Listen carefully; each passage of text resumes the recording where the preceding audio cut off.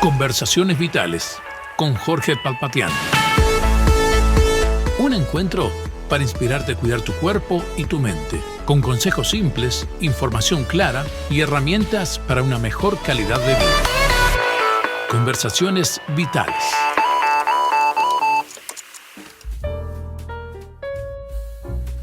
Saludos amigos y bienvenidos a un nuevo espacio de Conversaciones Vitales, un programa semanal que desarrollamos en Radio El Libertador, y usted puede comunicarse con nosotros a través de nuestras vías telefónicas, nuestro WhatsApp 091-991210.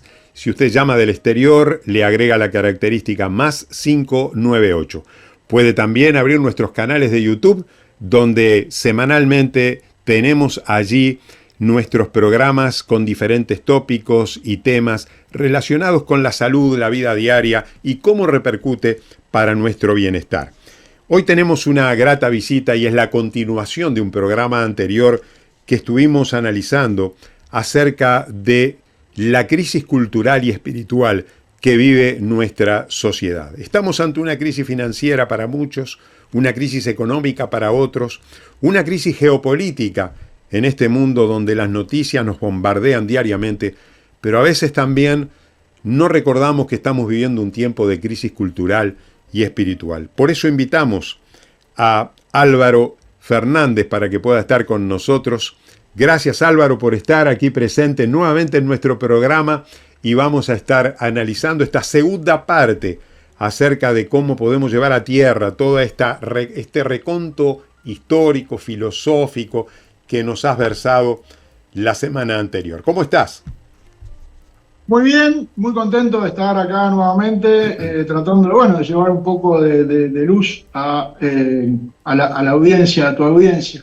Sí, queremos presentarte porque quizás muchos no te conocen y quizás sea el primer programa que están sintonizando o están viendo en nuestro canal.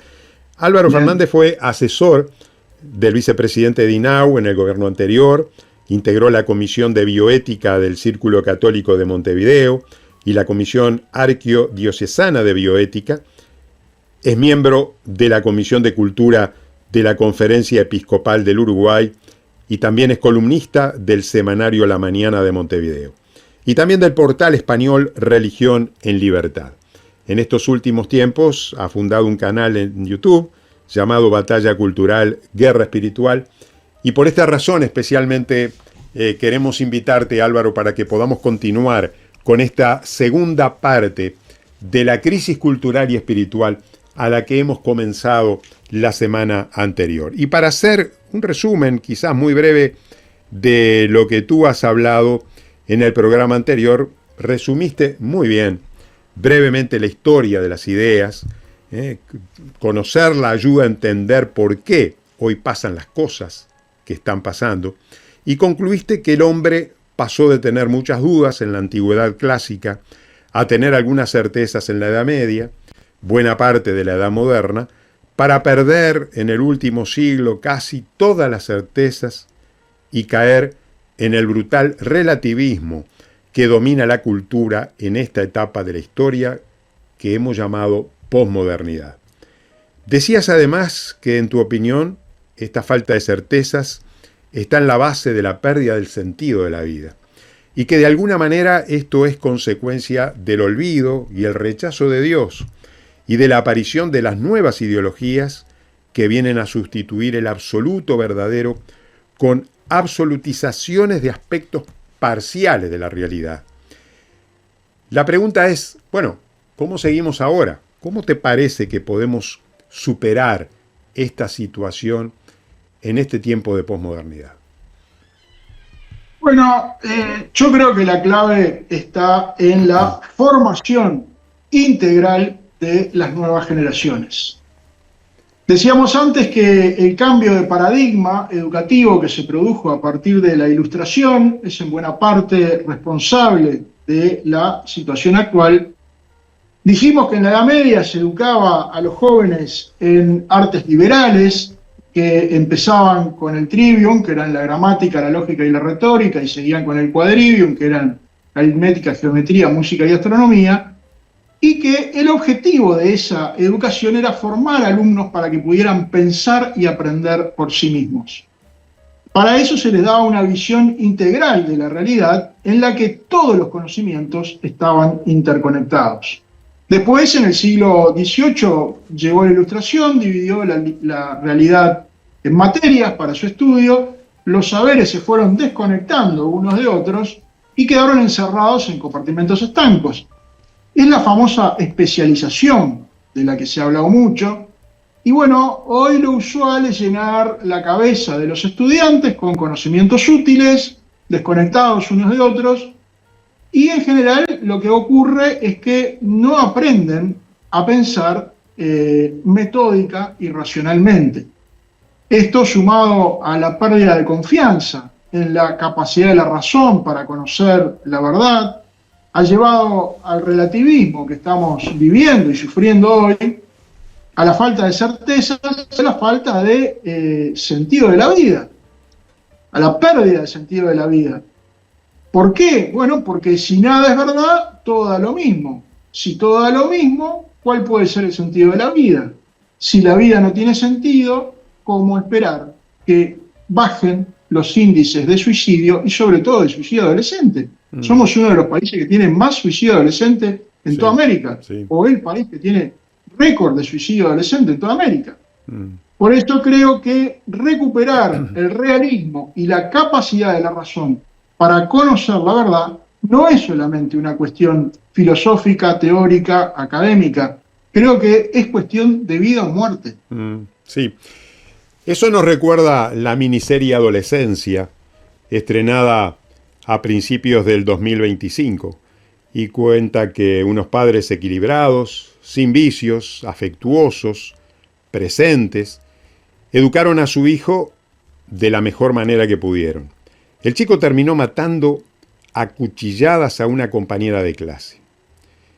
Y la pregunta que te hacemos, Álvaro, es ¿por qué crees que los hijos toman hoy rumbos tan opuestos a los que les mostraron sus padres? Bueno, hubo un autor que dijo lo siguiente, paso a leer textual, dijo: la juventud de hoy ama el lujo, es maleducada, desprecia la autoridad, no respeta a sus mayores, chismea mientras debería trabajar, contradicen a sus padres, fanfarronean en la sociedad, devoran en la mesa los postres, cruzan las piernas y tiranizan a sus maestros. Este autor se llamaba Sócrates y escribió esto hace 2400 años. Y esto prueba dos cosas. Una, como decíamos en el programa anterior, que la naturaleza humana no cambia. La naturaleza humana es exactamente la misma siempre, en todo momento, en todo lugar, en toda cultura. Y en segundo lugar, muestra también que los adolescentes nunca fueron fáciles de educar. Pero lo que sí es cierto es que aquellos problemas de los que habla Sócrates parecen simples si se comparan los que enfrentan hoy los adolescentes y sus padres. Los divorcios, los nacimientos fuera del matrimonio, generan inestabilidad y afectan a los hijos. Aunque los padres permanezcan juntos, trabajan mucho, tienen poco tiempo para dedicar a sus hijos, y ese vacío muchas veces lo llenan las malas compañías. Antes había que ir a buscarlas en el barrio, había que salir de la casa, ir a buscar al mal amigo fulano, mengano, sultano, mal amigo en el sentido de que personas con vicios, ¿verdad? O de mala influencia, ahora, ¿verdad? O de mala influencia, exacto, quizás. Malas influencias, exacto.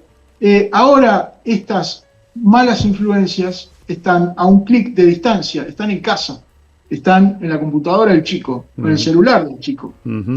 Las ideologías y las modas invaden los hogares a través de las pantallas, a través de las redes sociales, y con frecuencia, con mucha frecuencia, que es lo que pasa, lo que muestra la serie Adolescencia, porque el asesinato viene a partir de ahí, de unas conversaciones que tenía este chico en las redes sociales, y bueno, y llevan a confundir a los chicos lo real con lo virtual. Están inmersos en lo virtual y confunden la realidad. Algunos de estos chicos, bueno, padecen graves problemas de autoestima, de depresión, de ansiedad, caen en las drogas, en el alcohol, padecen trastornos alimenticios, otros son víctimas de hipersexualización desmadrada, de acoso en línea, muchos son adictos a las pantallas, seguramente tú has tratado algunos de estos temas en tu programa. Y el drama es que muchos padres no saben dar a sus hijos otra cosa que esa cultura posmoderna en la que están inmersos, y en el mejor de los casos intentan brindarles una educación similar a la que recibieron ellos, pero adaptada a los tiempos. Porque bueno, porque hay que ser políticamente correctos, porque no hay que chocar con el ambiente, etc. ¿Qué significa esto de adaptarse a los tiempos? Bueno, dejar de creer en Dios, rechazar la existencia de una moral objetiva que dice que está bien y que está mal, creer que todo es relativo, quitar importancia a la tradición, a la historia, porque solamente importa el progreso, ser menos rígidos, más permisivos, bueno, toda una serie de cosas que es la que deriva en la educación que los chicos tienen hoy, ¿verdad? Sí, y es cierto que los padres nos hemos vuelto quizás más permisivos, ¿no?, frente a estas situaciones, pero la cultura y el medio ambiente es aún más permisivo. Hay todo un florecimiento y un factor predisponente que viene de las redes sociales, viene de los conceptos ideológicos que se transmiten, que se tratan de imponer. Así que, bueno, todo este cambio cultural ha producido consecuencias, ¿verdad?, en las nuevas generaciones. ¿Qué nos podés decir de todo esto? Bueno, sí, a ver, yo soy modelo 64. Yo creo que tenés algún año más que yo, pero no sí, mucho. Sí. Somos más o menos de la misma época. Y tú seguramente recordarás, y muchos de los oyentes que tengan más o menos esta edad, recordarán que en los años 60 todavía la familia y la sociedad más o menos estaban de acuerdo en que el matrimonio era algo bueno y que el concubinato y el divorcio era mejor evitarlos, por ejemplo, ¿no?, por poner uno de 1000 ejemplos. En ese entonces, lo que no enseñaba la familia, muchas veces te lo enseñaba el ambiente, te lo enseñaba la sociedad, incluida la escuela. La familia, la escuela y el ambiente, en aquella época, iban más o menos en la misma dirección. Uh-huh. Hoy la familia pesa muy poco en la educación de los hijos, y el ambiente y la escuela, que es lo peor, por lo general, no solamente no suplen ni suman las enseñanzas de la familia, muchas veces van en sentido contrario, y a menudo avasallan los principios y las virtudes que se tratan de inculcar desde la familia, sobre todo si se trata de una familia cristiana. Y a ello se suma, como bien decías, también la influencia fortísima de ese microambiente, podríamos decir, de las redes sociales, en las que los adolescentes quedan atrapados como peces. Sí, es muy cierto lo que estás diciendo, Álvaro, y es un tema de preocupación, sin lugar a dudas, porque en una escuela, en un sistema educativo tan tradicional como es nuestro país, particularmente estoy hablando ahora del Uruguay, donde es gratuita, donde es obligatoria y donde es laica, lamentablemente hoy hay influencias ideológicas muy fuertes en nuestro país, donde realmente avasallan un sistema en el cual a veces los padres no estamos de acuerdo con un tipo de enseñanza que se transmite, y se transmite de una manera agresiva, de una manera totalitaria, de una manera doctrinaria. Y yo creo que la pregunta entonces con todo esto es, ¿te parece que es posible que nosotros debamos incrementar la influencia que tienen los padres, que tiene la familia en la educación de los hijos? ¿Y cómo limitar esa influencia del medio ambiente? Porque hoy tenemos que reconocer que los padres o los tutores de los menores tenemos que tener un rol mucho más protagónico de lo que antes se nos exigía. Hoy se nos exige tener un protagonismo mucho mayor, porque si no lo hacemos nosotros, hay otros que están en la puerta esperando que nuestro hijo llegue para poder cambiar su cabecita y poder poner en mente y en cultura el pensamiento impuesto, el pensamiento que quieren transmitir. Sí, a ver, yo creo que ante todo, creo que es posible, pero ante todo creo que es muy, muy necesario tratar de influir, de incidir en la educación de los hijos, mucho más los padres, preocuparse mucho más, tratar de dedicarle tiempo a pensar cómo, y bueno, porque, como decía, en los años 60, los hijos todavía eran algo así como unas plantas tropicales que estaban cultivadas en el trópico. Pero hoy, criar hijos es más o menos como cultivar plantas tropicales en la Antártida. Si no las proteges del ambiente que las rodea, corren el riesgo, muchas de las almas de estos niños y adolescentes, de morir. Porque incluso en la escuela reciben, como bien decías, lamentablemente, influencias negativas. El adoctrinamiento en ideología de género es un hecho irrefutable en muchos centros educativos públicos, pero también incluso algunos privados. Sí, es cierto, sin lugar a dudas. Pero qué bueno lo que dijiste, Álvaro, ¿eh? Plantas tropicales cultivadas en la Antártida. Entonces, eso nos está hablando de protección, de una protección del medio ambiente, en una planta donde quiere crecer, necesita crecer, y que los padres estamos de acuerdo, en un medio tropical, está creciendo con influencias, con temperaturas muy bajas, en el cual esa planta no va a poder resistir. Entonces la pregunta que yo te hago es ¿cómo podemos proteger a esos chicos en medio de toda esta incertidumbre en la cual estamos viviendo? Bueno, se necesita un fuerte compromiso y una fuerte decisión y por supuesto se necesita un esfuerzo muy grande de los padres. Es indispensable, entre otras cosas, que los padres traten de adquirir una muy sólida formación humana y por supuesto cristiana, si son creyentes, sobre todo, además, para poder evaluar qué le están enseñando en la escuela a los chicos.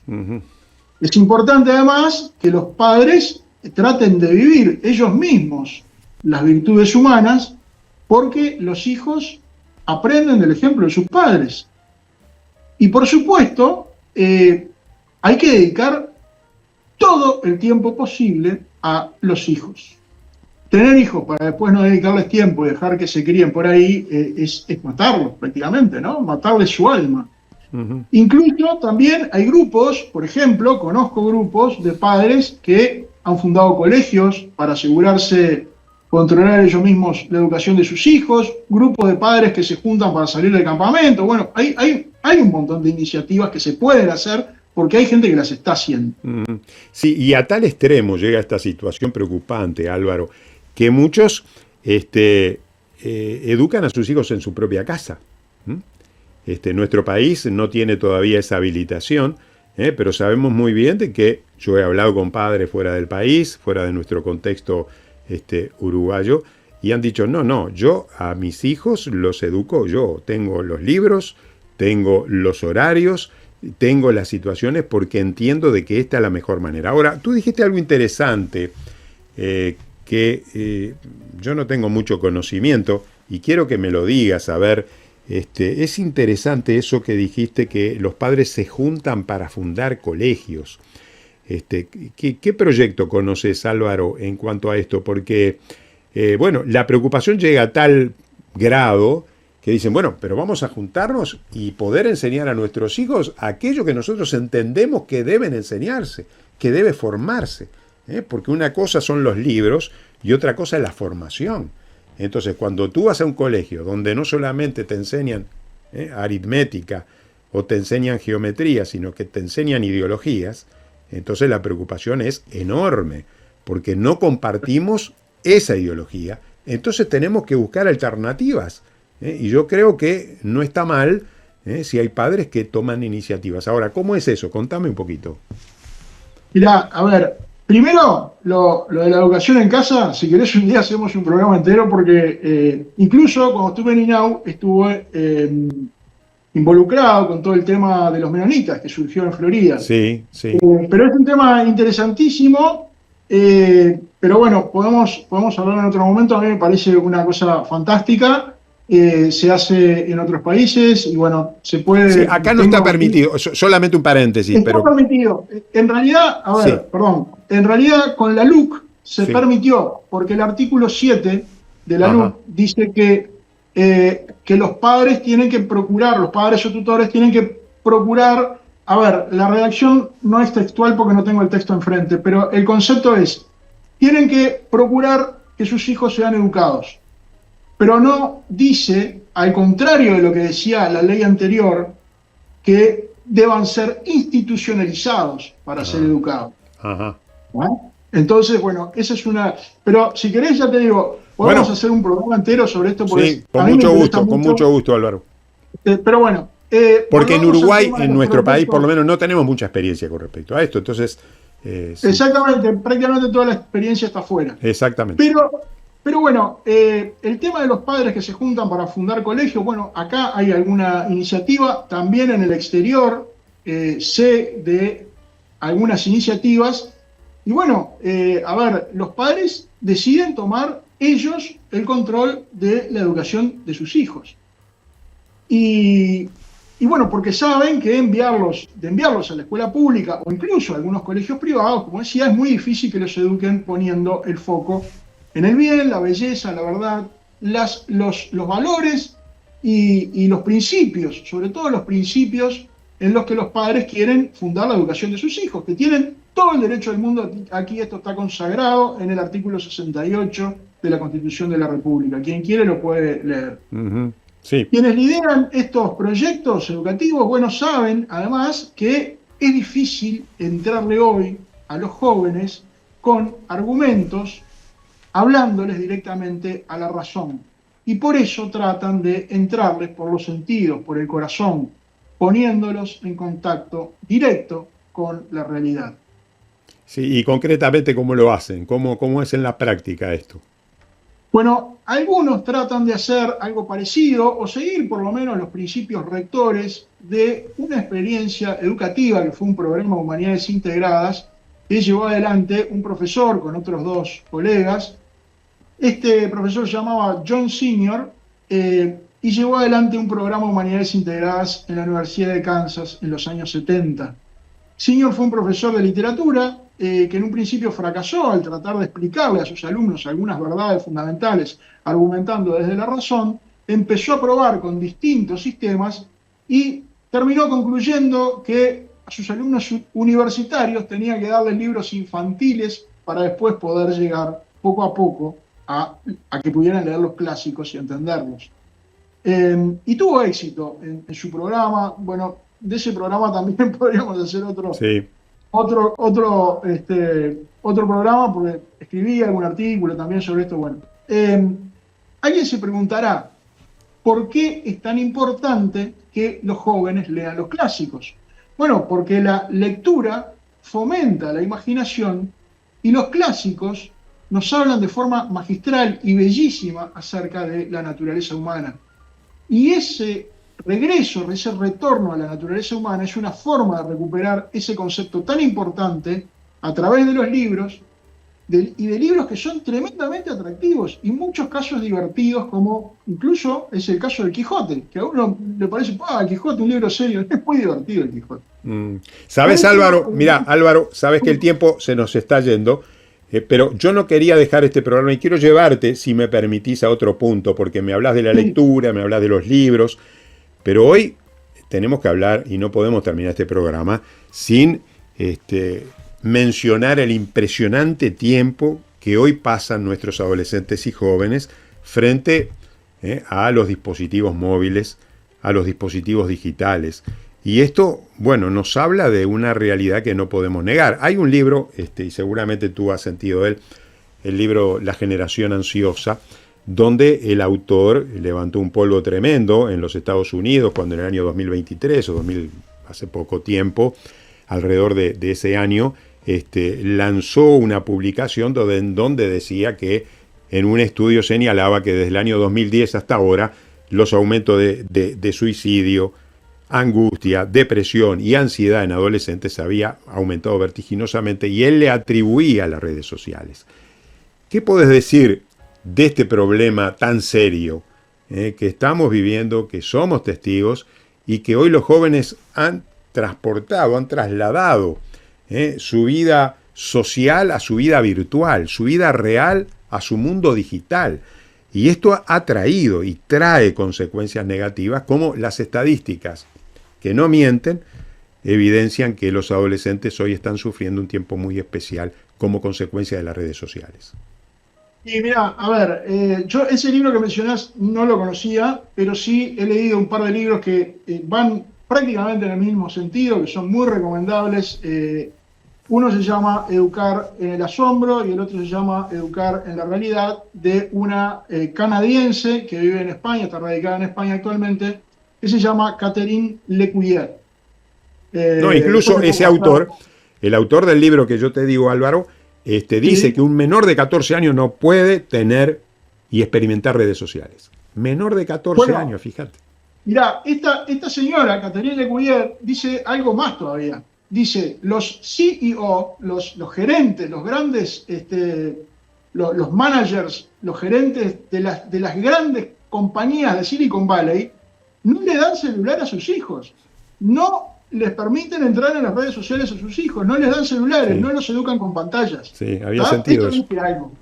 Eso dice algo porque son los que saben. Exacto. Bien, a ver, el punto acá, me parece, para resumir todo muy sucintamente, es cambiar, yo lo he escrito en algún momento con estas palabras, cambiar las pantallas por las estrellas, dejar de lado las pantallas y llevarlos a ver las estrellas, dejar de mirar para abajo y empezar a mirar para arriba. Contacto con la naturaleza, contacto con el campo, con los animales, con el mar, con las estrellas, con la lluvia, con la nieve, con el calor, con lo que sea, pero experiencias reales. Para aclarar los conceptos, tienen que ir a la realidad. Para estimular la imaginación, tienen que ir a la realidad. Para pensar en la belleza, la bondad, la justicia en abstracto, primero tienen que tener la experiencia y la imagen de la cosa concreta. La belleza de un arco iris, la bondad de una madre, la justicia de un padre. Es a través de la naturaleza, de lo visible, como se llega al conocimiento del invisible. Un niño no puede admirar al creador hasta que no admira las cosas creadas por el creador. Y hoy, ¿qué pasa? Hoy tenemos al hombre y a los niños y a los adolescentes admirados y asombrados por las cosas que crea el hombre, y nadie parece asombrarse ya por esa naturaleza creada por Dios.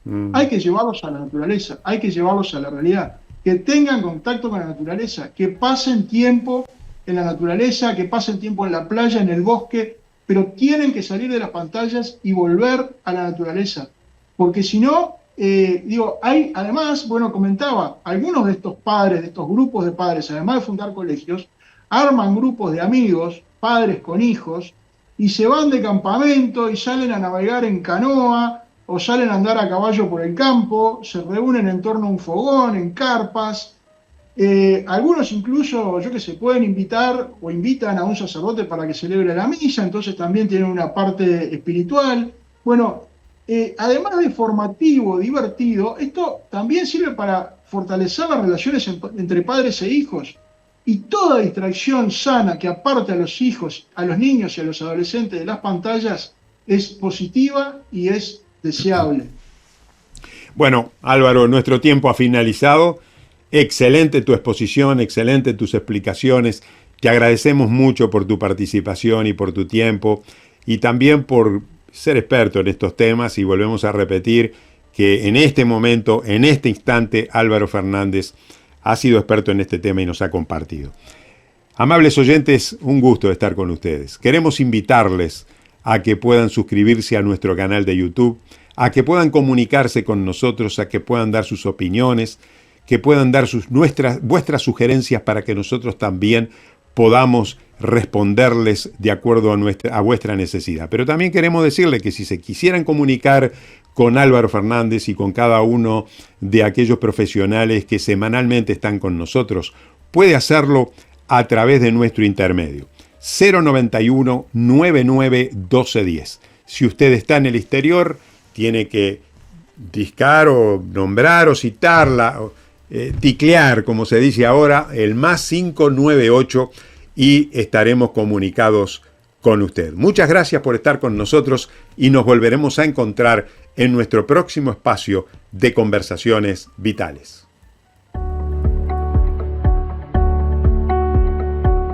Desde Vergara y para todo el mundo. Una radio con propósito. Una radio con visión. Una radio para todos. El Libertador, 1210 AM.